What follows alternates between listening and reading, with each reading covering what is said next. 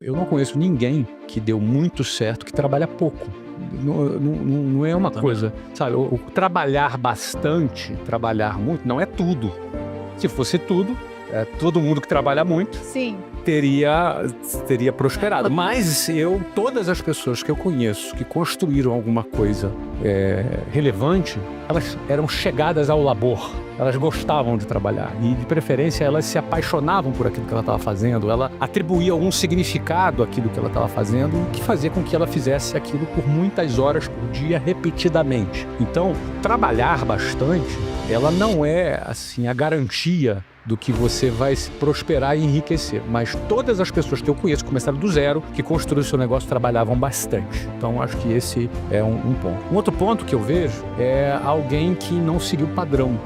Porque o padrão, se você for pegar ali a lista de todo mundo que enriqueceu, você vai ver que a maioria são empreendedores. Depois você vai para atletas, depois você vai para artistas.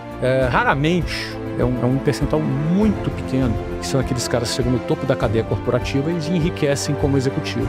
Esses são uma minoria. Agora, o restante da pirâmide não vai enriquecer. Então, se a gente tem todo um modelo tradicional, um modelo de ensino tradicional, todo um status quo da sociedade que te conduz ou a ser um funcionário público ou a ser um funcionário CLT, ou seja, o cara que conseguiu se desgarrar desta linha de montagem e teve a coragem de, cara, sei lá, ser um atleta, porque o cara para ser atleta tem que ter coragem. Sim. Durante um bom tempo, um atleta e um artista convive com olhares atravessados, convive com olhares desconfiados de como quem pensa que ele é um vagabundo, você entendeu? E ele tem que ter uma convicção muito grande durante um período para conseguir atravessar esse processo, até ele começar a ter um resultado e ser reconhecido. Então, e muitos não conseguem ser reconhecidos nunca, jamais. Então, assim, esse cara, ele tem que ser um cara um pouco rebelde, um pouco fora do padrão, um pouco saindo, sabe? Geralmente vai ser aquele cara que sofreu bullying na infância, sabe? Aquele cara que vai ser aquele cara que não era muito popular e, de repente, ou era taxado como problemático, e, de repente, esse cara, por ser diferente, ele pega um caminho que vai levar ele à prosperidade, porque os caminhos que levam à prosperidade são, na maioria das vezes, estatisticamente, fora da linha de montagem natural da sociedade. Então, eu acho que essa característica do cara ser um pouco diferente, eu percebo nas pessoas que se deram muito bem, que cresceram, você vai ver alguma história ali desse cara, ou é de bullying, ou é de diferente, ou que foi expulso da escola, ou alguma coisa diferente, né? O muito certinho, o inteligentão muito certinho, geralmente vai trabalhar para o problemático. O muito inteligente, geralmente, trabalha para o mais corajoso. E o mais corajoso é o fora do padrão, porque o padrão é diferente. Então, eu também citaria essa característica aí que tem. Outra coisa é o cara um pouco obcecado. Todo cara que deu certo, ele é um cara meio obcecado, entendeu? É uma palavra negativa, obcecado, parece uma coisa...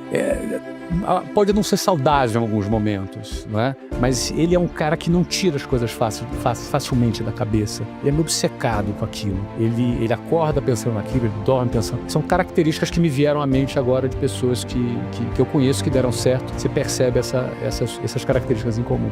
O que me veio aqui é que o cara que fica milionário, a mulher que fica milionária, ele é como um carro que é abastecido com combustível diferente. Então, assim, o combustível de quem fica milionário é diferente. É a mesma pessoa, mas ele é abastecido com combustível diferente. E eu acho que quem fica milionário no Brasil é alguém que é abastecido com ódio, raiva ou uma obsessão e muito tesão, assim, por alguma coisa. Eu acho que essa pessoa fica rica. As outras pessoas, na minha opinião, elas têm muito mais dificuldade de atingir algum resultado muito diferente. Por quê? Porque se a gente for olhar sob a ótica de uma pirâmide financeira no Brasil ou no mundo, você sempre vai ver que no topo da pirâmide você tem poucas pessoas muito ricas e você tem uma base da pirâmide com muita gente que não tem um grande patrimônio. O que a gente enxerga numa pirâmide dessa? A gente vê que a minoria vai chegar num grande resultado, mas a maioria pensa da mesma forma. Então, para essa pessoa ter um resultado diferente das outras, ela vai ter que fazer alguma coisa diferente das outras. E para ela fazer alguma coisa diferente das outras, ela vai ter que se fazer perguntas diferentes das outras. E ela vai ter que criar afirmações também diferentes das outras. Então, para mim, quem de alguma forma fica milionário é quem faz a segunda pergunta.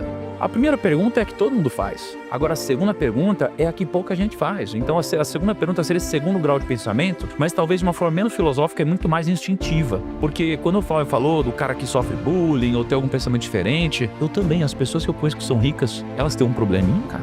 Elas têm alguma coisinha diferente. Ela se veste diferente, ela pensa diferente, ela fala diferente, ela tem trejeitos diferentes e ela tem uma visão não convencional do mundo. Eu vejo que a gente começa, talvez na vida, tendo uma responsabilidade, uma obrigação de trabalhar muito mais em horas do que no futuro. Por quê? Porque no futuro, se você for olhar para uma pessoa como o Flávio, que gerencia sei lá quantos milhares de colaboradores, uma decisão dele impacta de uma forma muito profunda a corporação dele. Então uma decisão bem tomada tem muita escala. No passado, talvez a força abraçal, a repetição da quantidade de tentativas, de execuções, de vendas era muito mais relevante do que algo muito estratégico. Então no começo a gente precisa de muito mais horas de execução e trabalho duro, e no futuro a gente precisa de muito mais trabalho intelectual, que escala muito mais. Então, no final das contas, é trabalho igual cavalo. Para você ter sucesso, você vai ter que provocar algum desequilíbrio para que você alcance alguma coisa. Porque no equilíbrio, na boa, tu não vai conseguir, não.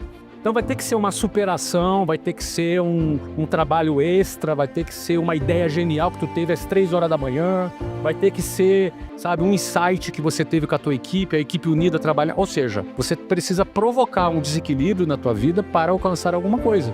Você gastar 4 horas e meia no trânsito é um desequilíbrio.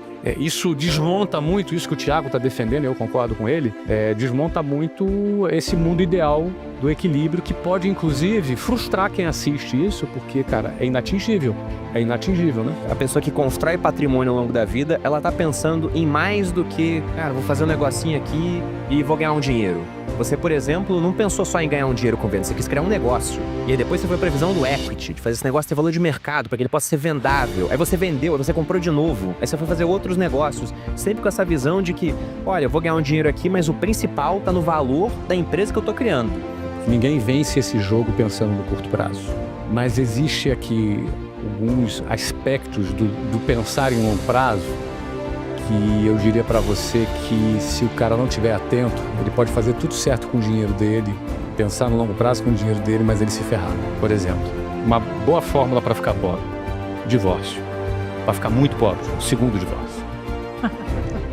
Então, um jogo de longo prazo é um jogo de quem não negligencia o casamento dele. Se ele decidiu se casar, se ele resolveu se casar, o cara pode ter decidido não se casar, mas se ele resolveu se casar, um sacrifício que ele não deve fazer é na família dele. Se ele sacrificar a família dele por causa do dinheiro, ele vai ficar sem família e sem dinheiro. Vai ficar sem os dois. Então eu penso que dando um exemplo aqui, alguns aspectos que não são só apenas o financeiro, como o Thiago fala muito, o risco da ruína, por exemplo. Hoje em dia a gente está com aquela febre das bets, né, das apostas. Sim.